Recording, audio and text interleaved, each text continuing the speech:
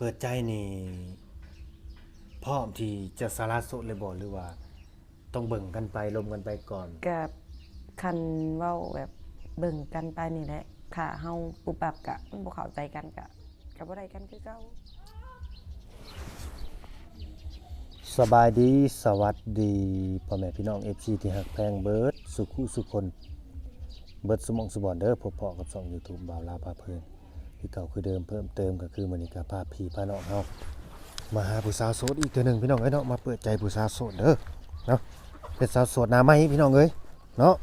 ผู้สาวโสดหน้าใหม่เนาะสาวรุ่นใหญ่อีกก็แม่นเนาะหน้าซีถืออกถือใจหนุ่มๆเนาะที่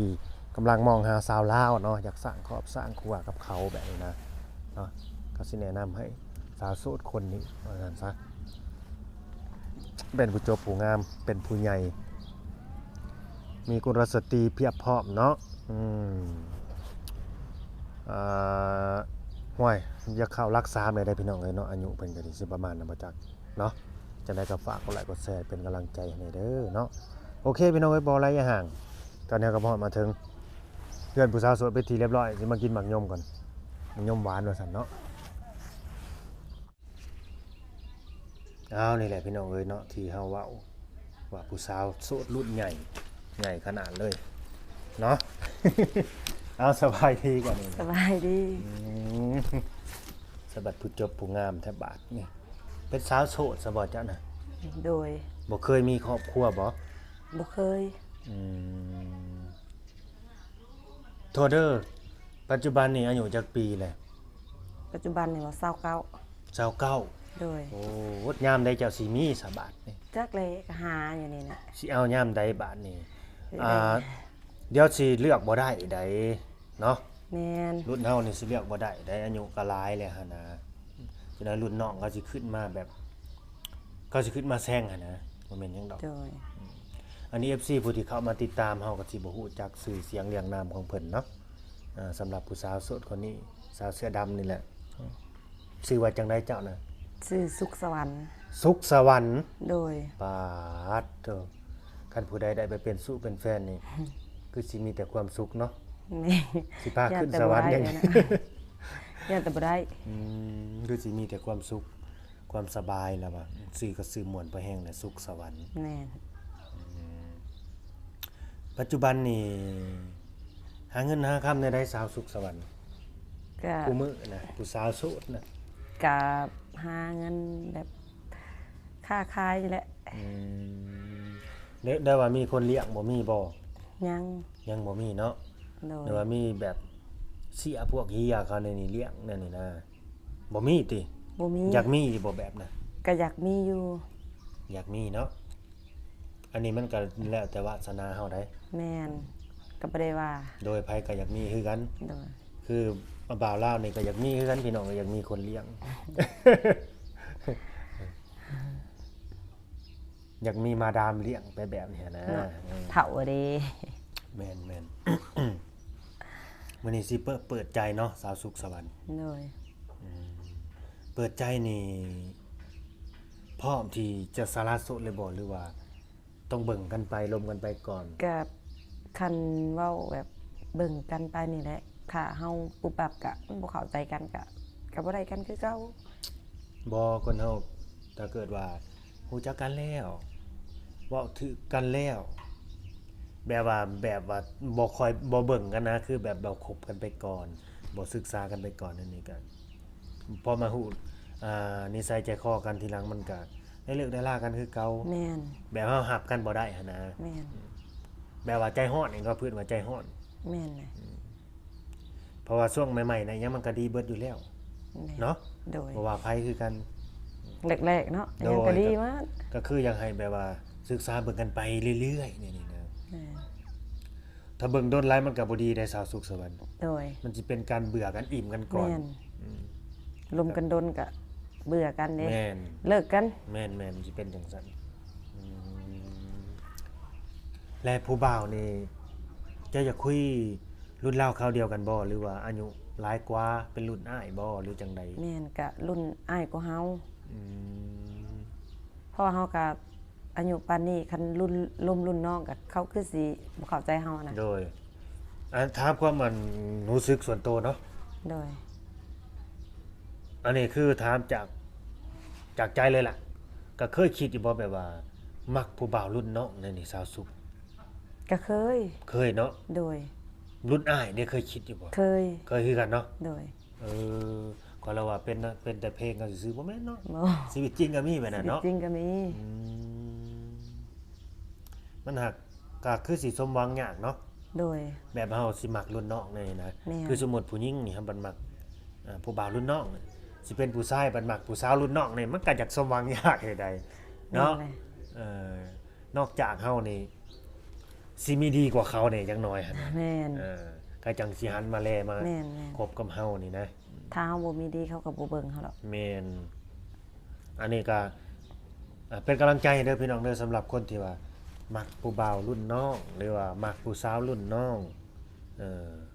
เป็นกำลังใจให้นะเพราะว่าทุกสิ่งทุกอย่างนะมันเป็นไปได้เบิดทั้งเป็นไปได้แล้วก็เป็นไปบ่ได้ แม่นนะ มีทั้งสองอย่างสองทาง แต่ก็ได้แต่เป็นกำลังใจให้นั่นแหละสุดแล้วแต่บุญวาสนาไผมัน แม่น บางทีเราเคยมีวาสนาต่อกันเด้ซะมันก็ต้องได้มักได้หากันอหยังประมาณนี้หั้นนะ แม่น และเรื่องประเทศเด้สิเป็นหนุ่มลาวหนุ่มไทยก็ได้บ่ ก็บ่จำกัดเรื่องนี้ค่ะเพราะว่าเฮาก็เลือกบ่ได้ ว่าโอ้ยอยากลมแต่คนใดโอ้ยอยากลมแต่ต่างประเทศหรือว่าโอ้ยอยากลมแต่คนลาวหั่นนะ เลือกบ่ได้เนาะ แม่น จักชายแดนเฮาสิอยู่ทางใด แม่น เราก็บ่ฮู้เนาะ โดย เพราะว่ายังบ่ทันเห็นซะมันจักเป็นโตแบบใด เฮายังบ่ฮู้เลย แล้วเจ้าก็สิไปอยู่นํเขาได้บ่สาวสุขสวรรค์สมมุติเพิ่นอยากได้ ก็ ไปอยู่นํเพิ่นนี่ คัน นะ ว่าไปอยู่เนาะเฮาก็เบิ่งกันก่อนอันนี้ยังบ่ฮู้เลยว่าคันสิว่าไปได้บัดแล้วบัดไปบ่ได้เด้ซะ มันสิเสียความรู้สึกทีหลังเนาะ แม่น แล้วบัดสิเฮ็ดเจ้าสัมภาษณ์น่ะคือว่าไปได้จังซั่น โดย จังซี่ เฮาก็ต้องเบิ่งกันว่ามันอยู่ในที่เฮาเว้าว่าไปได้บ่หรือว่าคันสิตอบว่าไปได้บัดสมมุติมื้อหนึงมาบัดไปบ่ได้เด้ซะ อืมมันอยู่ที่สองคนคุยกันก่อนเนาะ แม่น แม่นเจ้าว่าก็มีเหตุผลไหนบางทีชาวลาวบางคนว่าไปได้จังซั่น แม่น ไปได้เด้เจ้าว่ายังบ่ได้คุยกับเขายังบ่ได้ แม่น รู้จัก ยัง กัน บ่ฮู้ ซ้ำ เลยว่าจักสิไปแบบใด ก็ต้องคุยกันก่อนนั่นแหละพี่น้องมันจะมีเหตุผลบางทีถ้าเราคุยกันแล้ว ใจตรงกันน่ะนะมันเว้าถึกกันน่ะมันทุกอย่างมันก็ง่ายไปเบิดนั่นแหละ แม่นนะ เนาะ โดย และถ้าว่าเพิ่นเบิ่งแล้วเพิ่นเห็นคลิปเจ้าแล้วเพิ่นอยากมาเที่ยวมาหานี่นะมาเล่นมายามนั่นนี่อนุญาตให้มาอยู่บ่ ให้มา ต้องนัดก่อนบ่หรือว่ามาแบบเซอร์ไพรส์ได้อยู่ หม บ่ อก็ต้องนัดก่อนว่าบางทีบ่อยู่เด้ซะสมมุติบ่อยู่เฮือนผัดมาผัดบ่พอ โดย ผัดสิเป็นอันตัวกันแหละ แล้วว่าแบบว่ามาแบบเซอร์ไพรส์กับบ่าวลาวนี่นะมาแล้วขี่รถจึกมาเลย จนเฮาบ่อยู่ผัดเอ้าคิดตัวแล้วนี่ให้มาหานะ โดย ทั้งที่เพิ่นก็มาแต่ไกลเนาะก็นัดก็สิได้แบบอยู่เฮือนบ่ได้ไปไสนะ แม่นสิได้เตรียมตัวไว้เนาะ แม่น เราก็สิได้เตรียมตัวท่าได้ซะมีคนสิมาหา โดย ก็เป็นเรื่องธรรมดาพี่น้องเอ้ยแนวมันต้องเป็นแนวนั้นอยู่แล้วคันสิไปสิมาก็ต้องบอกกันล่วงหน้านะบางทีเพิ่นก็สิได้เตรียมอาหารการกินหรือว่าหยัง โดย น้ำในไว้ต้อนรับหั้นนะ แม่นเลย มันเป็นเรื่องธรรมดาเป็นเรื่องนั้นเขาเรียกว่าเป็นวิถีชีวิตกับแม่นนะอยู่ไสก็ต้องเป็นแบบนั้นถ้าเอาไปแล้วบอกไปแล้วกล่าวหั้นนะเวลามาเคาะแม่นี่เขาฮู้เด้มันก็ต้องเตรียมตัวต้อนรับไว้นะเนาะ โดย เจะเคยอกหักอยู่บ่ อกหัก แม่น ก็มันก็สิว่าอกหักก็คือบ่แม่นอกหักอะนะ แม่ว่าลมกันแบบสมมุติ2 3มื้อผัดเขาหายไปอะ อ่ะ นะ อุ้ยลมซ้ำนะ ก็มันก็บ่ได้ว่าอกหัก แม่น แบบ บ่ นะ มันบ่แม่นกันแนวนั้นนะ คันว่าติดกันเป็นเดือนเป็นปีนี่ แม่น ก็สิว่าอกหักแบบ โด นี้ ย นะ หลายๆเดือนแน่แบบ เนี่ยอันนี้มาแบบช่วงเวลาแบบทิศ2ทิศแบบห่างเหินเฮาไปแล้วบัดสิให้อกหักมัน บ่ ก็ แม่น เป็นไปบ่ได้ บ่แม่นคำว่าอกหักดอก แม่น มันต้องเป็นหลายเดือนหรือว่าเป็นปี แม่น เลยนะแบบว่าเว้ากันแบบมันไว้เนื้อเชื่อใจกันสนิท แม่น สนมกันเลยนะมันก็เกิดความรู้สึกดีๆต่อกันแน่นี่ แม่น ในสักวันหนึ่งเขาเงียบไปหรือว่าเขามีคนใหม่แน่นี่อันนั้นก็ถือเป็นการว่า อกหักก็แม่นพี่น้องเอ้ยกันคือจะว่าคุยกันได้มื้อ2มื้อแล้วหายไปเนี่ยมันบ่แม่นอก แม่ หัก บ่ แล้ว แม่นอกหักแหละ จะไปทางใดก็ไปโลดแค่แนวนั้นน่ะ บ่ได้คิดหยังนํแล้ว แม่น ข้อมูลการติดต่อจะได้มีหยังสาวสุขสวรรค์ ก็มีเพจมี LINE ทางเพจทางไลน์เนาะ โดย อันนี้เฮือนจะบ่ลืมขออนุญาตถาม เฮือนเอื้อย นึกว่าเฮือนผู้สาวบ่แม่นเนาะ บ่เฮือนเอื้อยเพิ่นอยู่ไทยเด้แล้วก็เลยบ่มีคนอยู่ซั่นเนี่ย เพิ่นไปหาเงินอยู่ไทย แม่นเพิ่นสร้างครอบครัวอยู่พุ่นเด้ อ้าว แล้วก็เลยบ่มานะ มีเฮือนอยู่พุ่นอีก โดย ปาดเด้อละคือวาสนาดีแท้ โดยเพิ่น เฮื เกิ อน ด อยู่ไทยก็มีอยู่ แม่ ลาวน อ ก็ ยู่ มี ลาวก็มีตะกี้ผัดคิดว่าแม่สิอยู่นำนะเพิ่นปัดเสียก่อนเลย โดยอยู่ลาวนี่เขาว่าเห็นแต่เฮ็ดว่าให้นกและอยู่ แม่น อันนี้ แล้วมันแบบ จิบจับ จะอยู่ได้จังไดเนาะตะกี้ร้านเขามาอยู่เด้เดี๋ยวนี้เขาก็ออกไปเฮ็ดเฮือนอยู่นอกเด้ก็เลยบ่มีคนอยู่ เจ้าคือบ่มาอยู่ให้เสย เด้อยู่ทางหลังนั้น โอ้หลังนั้นเนาะ แม่น หลังนั้นก็บ่มีผู้อยู่ แม่นนอนเดียวเนาะมันก็ เราเห็นแต่เฮือน อยู่ ไว้ แต่หลังเดียวนั่นแหละ เพิ่นบ่มีลูกมีเต้าบ่เอ้ยหลังนี้ เอื้อยนี่บ่ แม่นเอื้อยจ้ะ เพิ่นมีแต่ลูกเพิ่นเป็นคนไทยมาเด้ โอ้ ก็เลยอยู่นำแม่เพิ่นเลย เด้อ คันแม่บ่มา เพิ่นก็บ่ได้อยากขายอย่างหยังบ่ บ่เพิ่นบ่ได้จะขายดอกเพราะว่ามันก็จะสิขายไปจังไดนะเพราะว่าเฮาก็คันเฮามีแบบว่าวันที่ซื้อน่ะแม่นอันนี้แบบบ้านนี้แหละ คันเพิ่นอยากขายทั้งเฮือนทั้งดินแล้วบอกเด้อ โดยสิบอก บ่าวลาวเด้อ บ่าวลาวสิมาซื้อ สิประกาศขายให้ เดี๋ยวบ่าวลาวสิมาซื้อ เอาเงินได้ใช้มาซื้อสิประกาศขายให้คักได้พี่น้องเอ้ยดินนี่ก็กว้างเนาะแสดงว่าเจ้าเดียวกันเบิดบ่นี่ฮอ โดย ล เจ้าเดียวผู้ละจนฮอดกำแพงเขาเจ้า อื น่ะ ม ก็จนฮอดนี่ลักหัวนี่แหละนี่ ทางนี้ก็ฮอดพี่ แม่น กว้างขวางดีอยู่เนาะ โอเคพี่น้องเอ้ยอันนี้ก็เป็นกำลังใจให้สาวโสดพี่น้องเอ้ยสิว่าสาวโสดมาใหม่เนี่ยเนาะเราก็อายุหลายแล้วเราก็พร้อมแล้วแหละที่จะมีครอบมีครัวนะอยากสร้างครอบสร้างครัวก็ถักมาจิมาคุยกันคนสองคนนั่นแหละพี่น้องก็สิคุยกันเข้าใจดีเนาะเฮาก็มีแต่ทำหน้าที่เป็นสื่อแหละเป็นสะพานบุญให้หรือว่าเป็นพอสื่อให้ก็ได้อยู่อันนี้ก็ได้ แต่บางสิ่งบางอย่างก็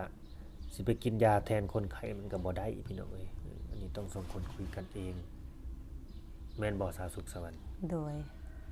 จะมีผู้ชายในสเปคบอกคอยถามหน่อยจังเล็กจังน้อย ผู้ชายในสเปค จะมักผู้ชายแบบใด มัก สเปคเจ้า เป็นแบบรุ่นใหญ่เป็นผู้ใหญ่แล้วก็ให้ จะมักรุ่นใหญ่ คำแะำเฮา มักใหญ่ๆแบบนี้บ่ ก็บ่บอกหมายถึงแบบนิสัยใจคอเขานะ อ๋อเป็นผู้ใหญ่เนาะ โดยแบบมีแบบแนะนำเฮานั่นอันนี้ใครแนะขั้นว่า คอยให้ความคิดความเห็นเฮา โดย อันนี้แบบสมมุติว่าเฮากันอายุเนี่ยแบบนิสัยว่าเด็กน้อยแบบจักสิว่าอะไรยังบ่เข้าใจกับเฮาหลายกว่า โอ้แบบคนหึงคนหวงหลายนี่จะก็มักอยู่บ่คนแบบจุจิจุกจิกเนี่ยนี่ บ่มักปานใดอะนะคะ อืม แบบเฮาลองว่าเขาสมมุติว่าเวียกก็คือว่าเวียกหันนะแบบเฮาคุยได้ก็คือคุยได้แบบนี้นี่ส่วนเฮ็ดเวียกก็แบบต้องคุยนะมันก็เข้าใจกันบ่ได้แบบ เอ นี้ อ มันบางคนทำมันก็ต้องเบื่อกันแบบนี้ บ่ จุก คัน จิก ว่า หลายก็ เฮ็ดเวียกก็บ่อยังเฮ็ดอยากให้คุยนํตลอดมันก็เป็น แม่น การแบบบีบกันน่ะนะ โดย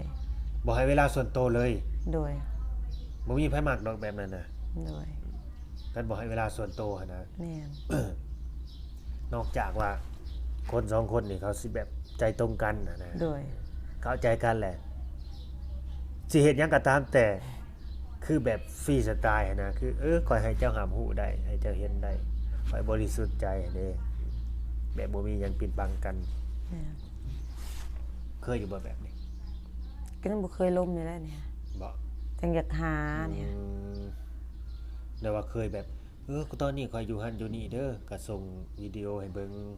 ถ่ายรูปให้เบิ่งนั่น ยังบ่เคยอยาก ยังบ่เคยเจอแบบนั้นเนาะ ยัง ขอให้เจอไว้เด้อแบบนั้น โด แบบ ย คนแบบว่าเขาแบบว่าบ่มีหยังปิดบังกันน่ะนะ แม่น มีหยังก็เปิดเผยเลย เว้าเนาะเว้ากันตรงๆ แม่นบอกกันตรงๆนั่นนี่นั่นแหละคือคนที่เขาแบบจริงจังจริงใจกับเฮานะโทษเด้อจะมีพี่น้องจักคนก็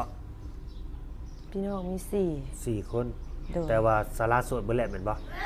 ย่างอ้ายเขาสั่งครอบครัวหมดอยู่ไทยหมดเลยเหลือแต่น้องได้อยู่ลาวนี่ เหลือเจ้ากับน้องเนาะ เมียน มันมีครอบครัวโอ้รถส่งน้ำพี่น้องเอ้ยเสียงดังหน่อยจังน้อย